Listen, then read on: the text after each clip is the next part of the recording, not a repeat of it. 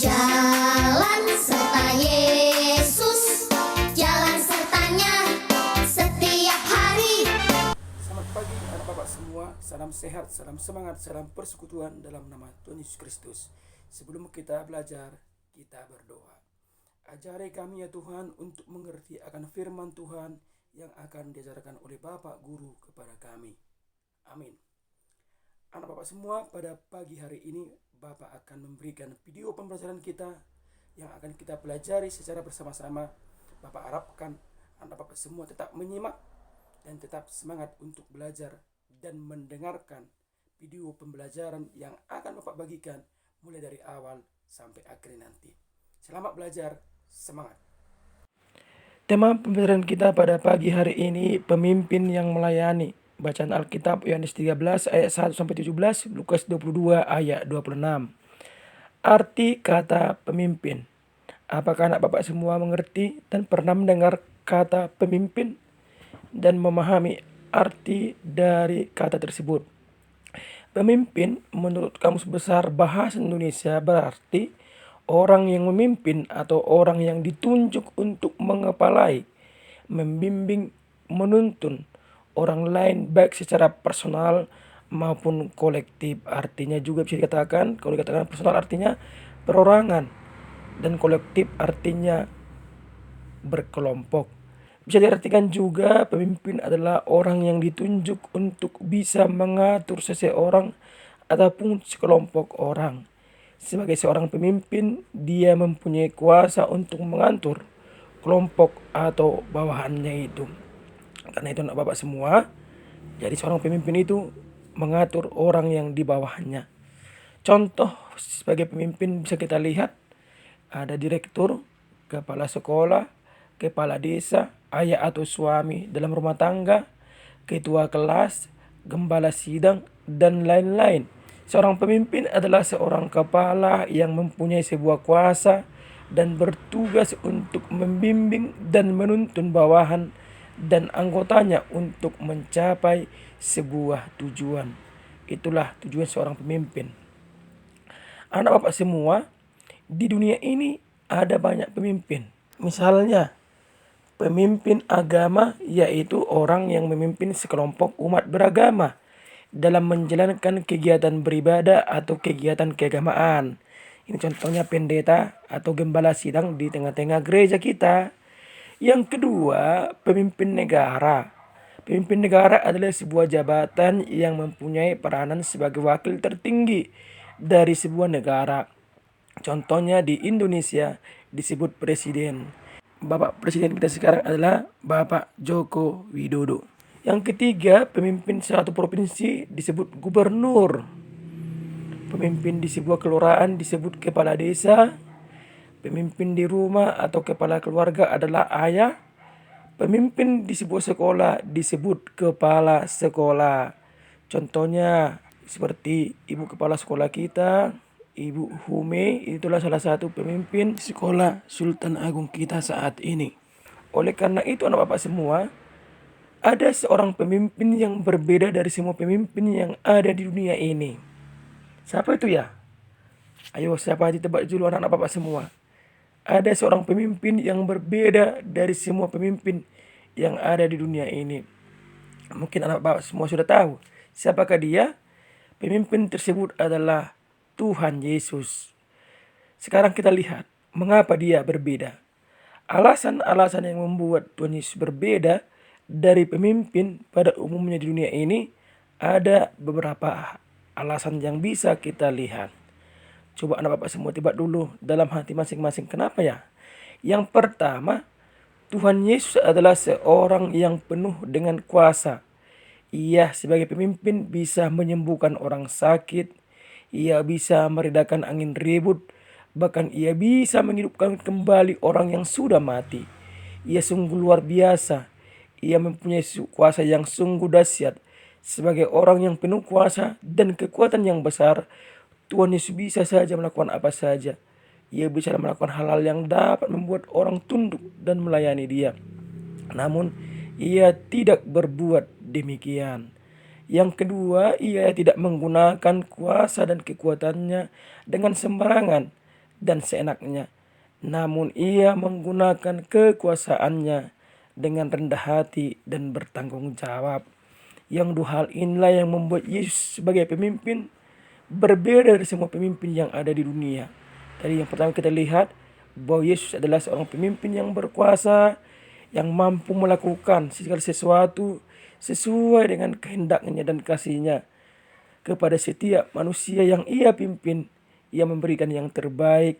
Seperti tadi, dia menyembuhkan penyakit, dia membangkitkan orang yang sudah mati.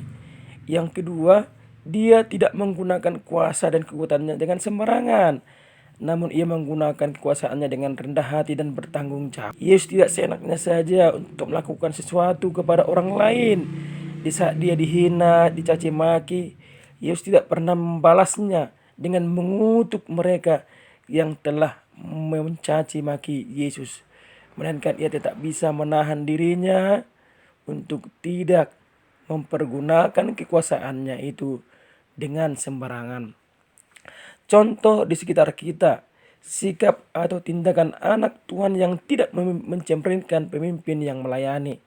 Anak-anak Bapak semua juga adalah seorang pemimpin di tengah-tengah sekolah ini, di tengah-tengah rumah tangga kita, di tengah-tengah keluarga, dan di tengah-tengah lingkungan.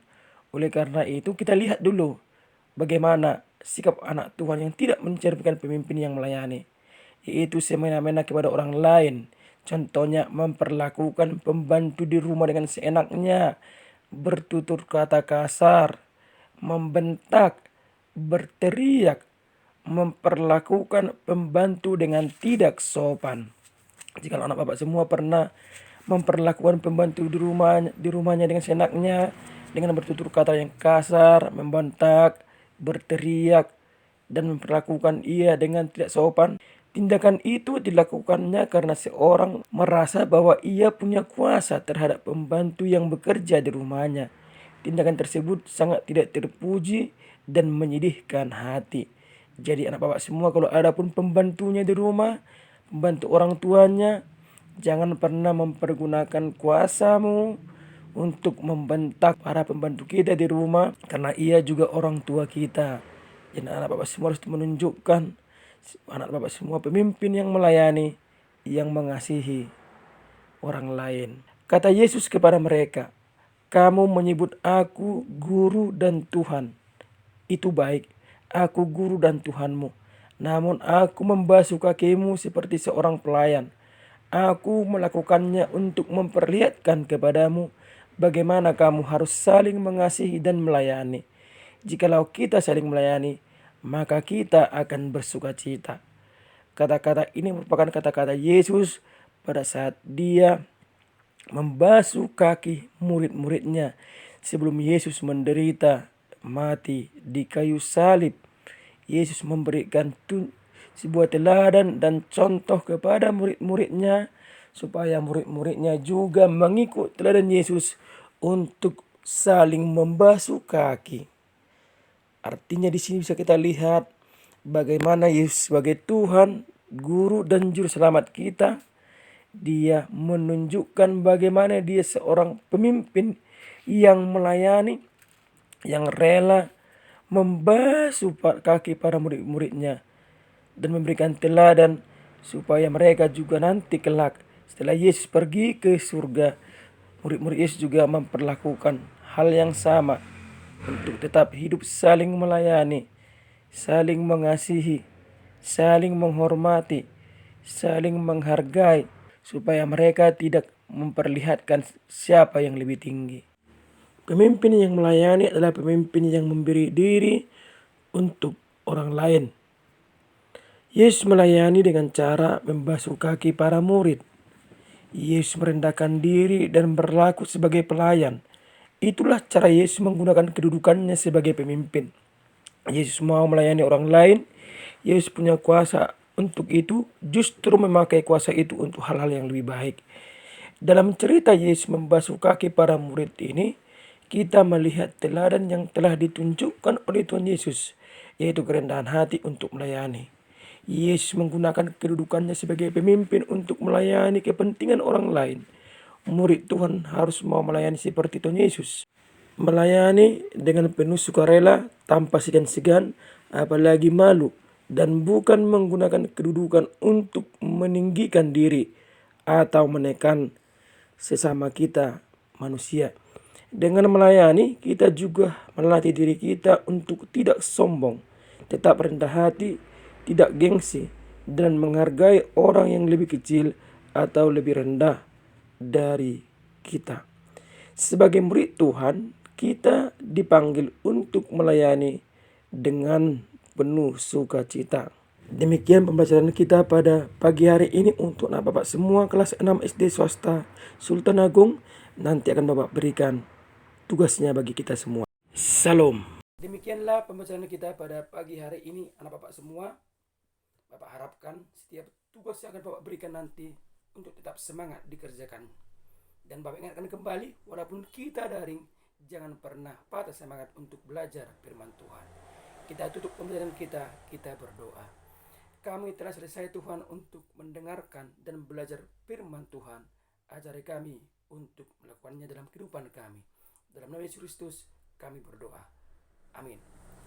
Oleh karena Bapak semua, sampai berjumpa kembali di pembelajaran agama kita pada minggu depan.